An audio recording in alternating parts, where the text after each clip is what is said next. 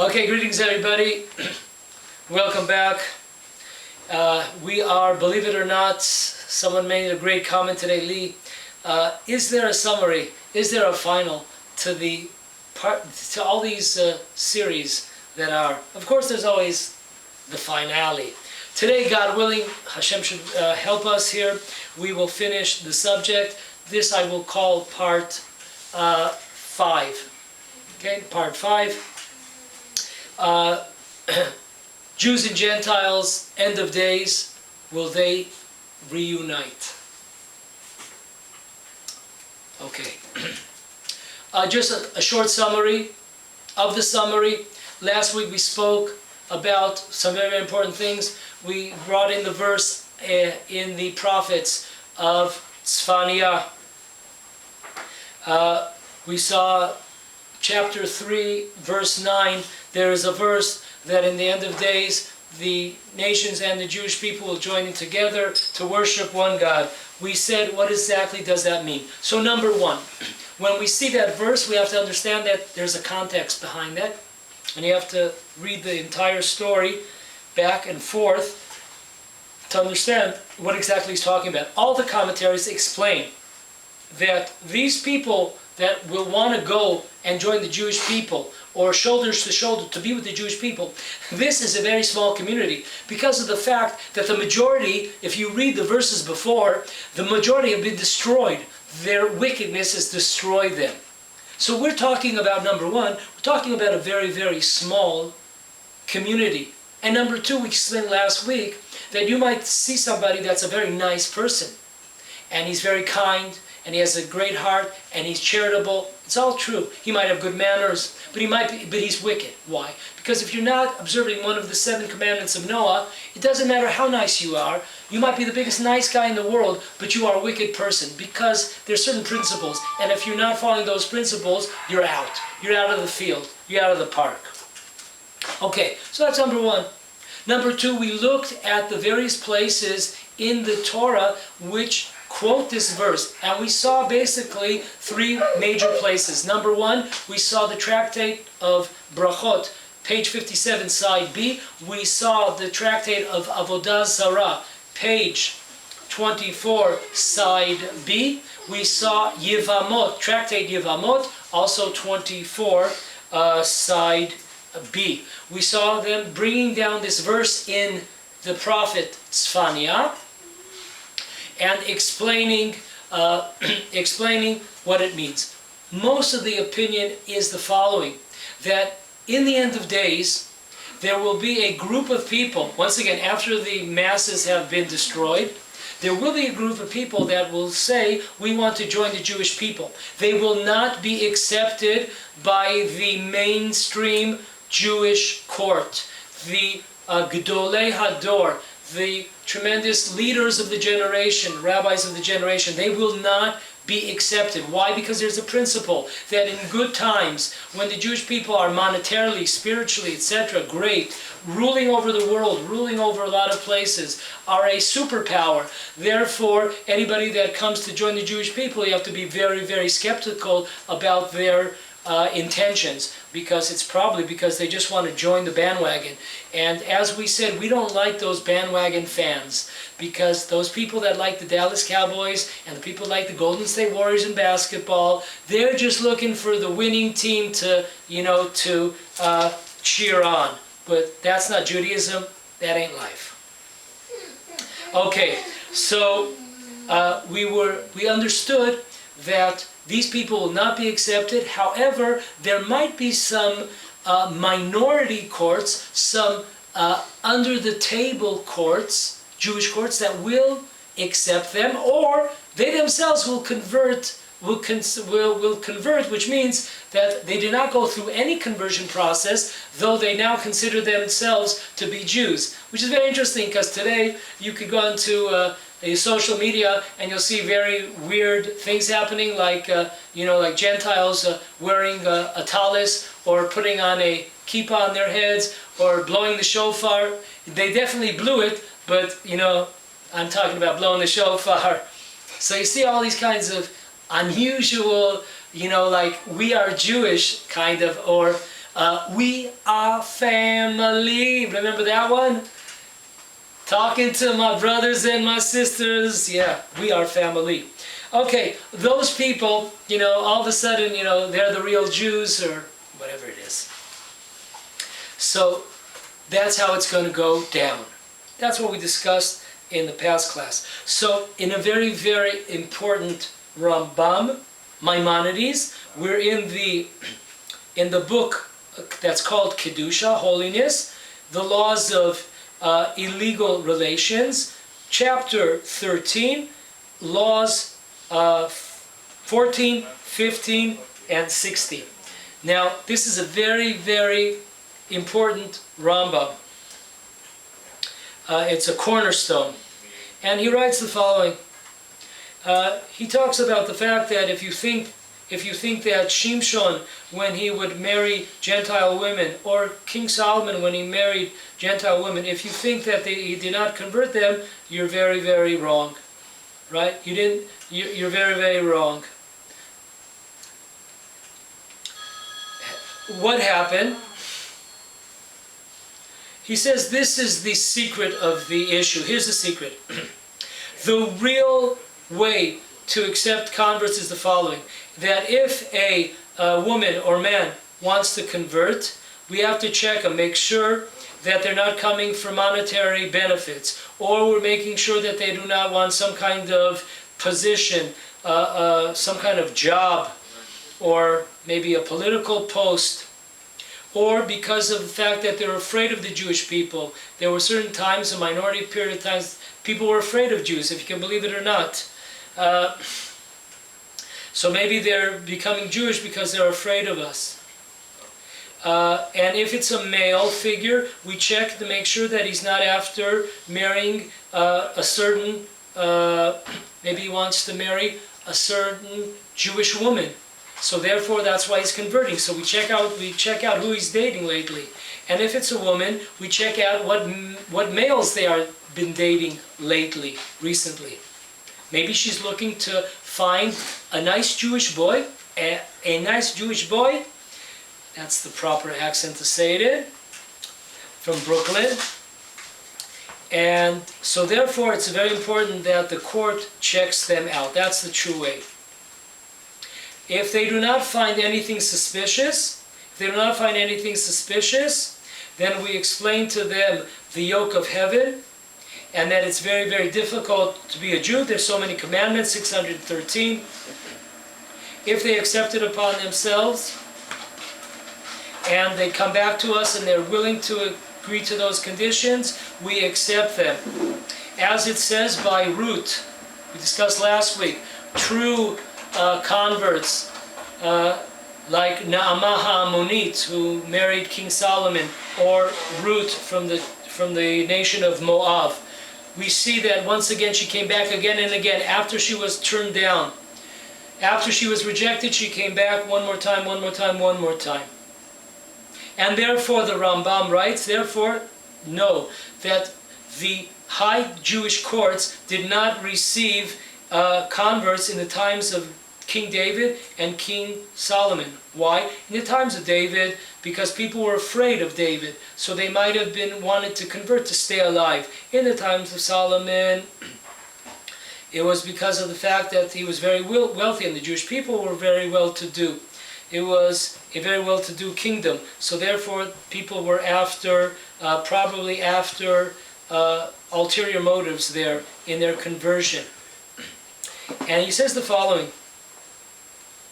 Those people that convert, and their real intention was to convert for some kind of benefit, material or political benefit, these people are not true converts. And even so, he says, in different times in history, like the times of King David and the King Solomon, many people did convert. But we just said that the high courts did not receive them, did not accept them. That is true. The high courts did not receive them. However, there were various lower courts, as I said, underground or secretive courts, on a much, much lower level. They were accepted. However, once they were accepted by a lower court, that was, we'll just use the word, even though I hate the word, orthodox. So the Beit Din HaGadol, the high Jewish court, what was their position on these new converts? Once again, they pushed them away. They did not receive them. They rejected them. However, they were received by other lower courts. How did the high court look at them? It says very interesting. It said that they did not say that they were not Jewish. They did not push them away 100%. But they said the following: after a person immersed himself in a ritual bath and accepted upon himself in this lower court, we will not bring him closer. We will not have relations with such a person. We will not really accept them, and therefore we will put it on hold. We will see what their outcome will be. So these people, they did not receive a warm welcome from the high court, and they were put off. But, however, they did not consider them still Gentiles. They considered them to be some type of convert, and we'll wait and see what life will bring and how these people will turn out. And after how much time is needed, a year, 2, 3, 4, 5 years, we will see these people. If we see that they're truly committed to Torah and Judaism, then even the high court received them. If not, then they rejected them totally. So it was kind of a middle of the road acceptance stage. And therefore, back to our question, what in the world was happening in the time of King Solomon? How was he marrying all these non-Jewish women? Didn't we say that you can't, in the good times, we don't receive converts? And how can you say in the time of Shimshon that he married women that were converts, but people were afraid, people were scared to hell from Samson? So they might have converted because they were out of fear. So how did they do that? According to the principles of the Talmud brought down by the Rambam. And the Rambam says, we know that these women, the only reason why they so-called converted was because of a side issue.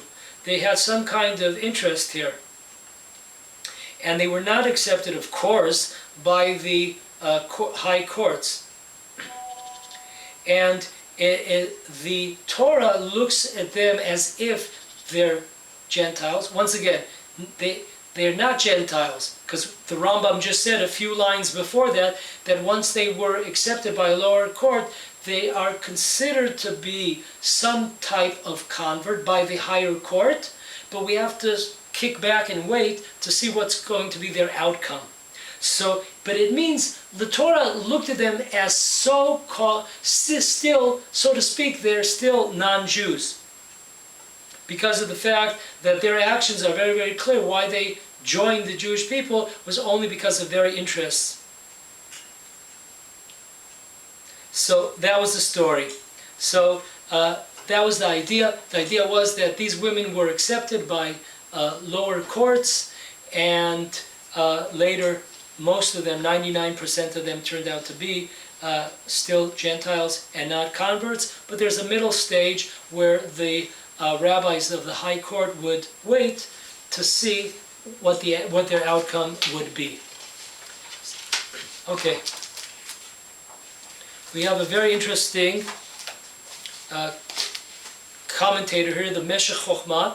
It's in the book of Leviticus, Vayikra, Kedoshim, chapter 19, verses 33 and 34. Now listen, very interesting verse. It says the following, the verse, it says, if there is a Gentile that lives amongst you in your land, I take that back. If there is a convert, that lives amongst you in your land, do not cause him emotional pain. He should be considered to be just like any Jew. And no, you should not cause him emotional pain.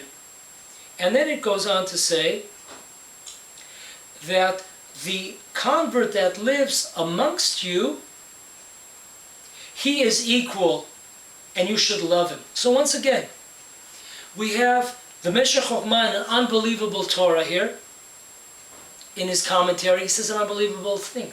Why does the Torah go to trouble to tell us as if there's two types of converts? There's a convert that's in your land, and him or her, you're not allowed to emotionally disturb them, to bother them. It doesn't say you're equal. On the other hand, there's converts amongst you that are equal, and you must love them. Positive.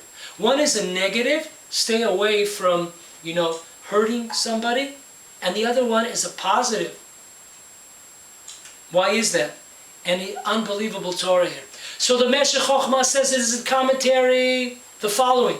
When the Torah says, when you have converts in your land, that's talking about when the Jewish people are ruling over their land, which means that the Jewish people are in power, which means that most people that are converting for ulterior motives, not for pure, holy motives. So therefore, the Torah says we have to wait. We have to see what's going to be with these people, just like we said that the law brought down by the Rambam in the Talmud. We wait, we sit back, we kick back to see how these converts are going to turn out. So because of the fact that this person joined the Jewish people, how did he join? He joined by the fact that the lower courts accepted them. So therefore we say, you know what? He's in what's the word? That a person's in a not of 1, 2 states. He's like in the middle state. What will we say? There's a word for that. He's not like in one situation. Limbo. Limbo. There we go. Person is in limbo. We're not sure exactly, who he is, she is. Are they real converts or not? So we just say, stay away from bad things. Don't bother these people. Don't bother them. To be positive, to give out a lending hand, a warm embrace? No. We have to wait to find out what's going to be. So that's the beginning of the verse. But the end of the verse talks about when you have a convert who lives amongst you. What does it mean amongst you? When the Jewish people are not ruling their own lives, when they're being ruled by others, when the Jewish people are down and out, those people that come to become converts, they are equal to you, and those you must love. Unbelievable, folks. I can't believe you're just sitting here. Unbelievable. Takes one verse. It's the same verse. There's one part at the beginning talking about converts in the times that are good for the Jewish people. We'll wait to see what's going to be with them. And another type that joins the Jewish people in dire straits.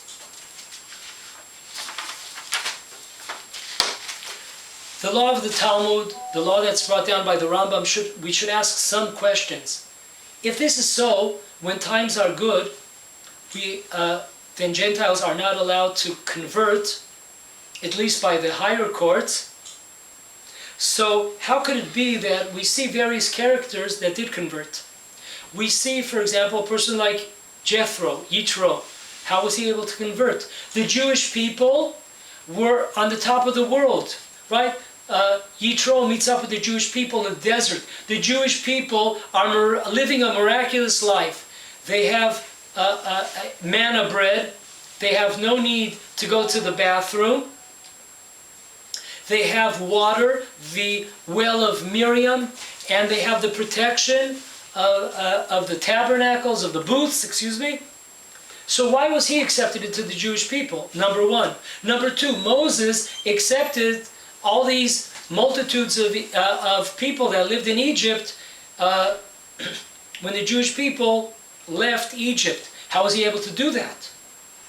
We said according to the law, when the Jewish people are riding the horse, where we're on top of the horse, then we do not accept converts. So, and also, how was King Solomon allowed to marry the daughter of Pharaoh? How was he able to do that? So the answer is brought... What? That was a sin. The stake was put in for the rise of a Roman then, no? Okay, but we're asking here, this is, by the way, this question, that is not my question, of course, this is brought down in Tosfot, in Tractate Yevamot, page 24, side B. So, the answer that's given by the Tosfot is, as was mentioned, Mike, that when, according to opinion in our sages, as when King Solomon married the daughter of Pharaoh, that was the end of the first temple. That was the beginning of the end of the first temple. That is true, but of course, there's many the to different issues. So we're going on a different side to this issue. So how are these people allowed to come into the nation of the Jewish nation?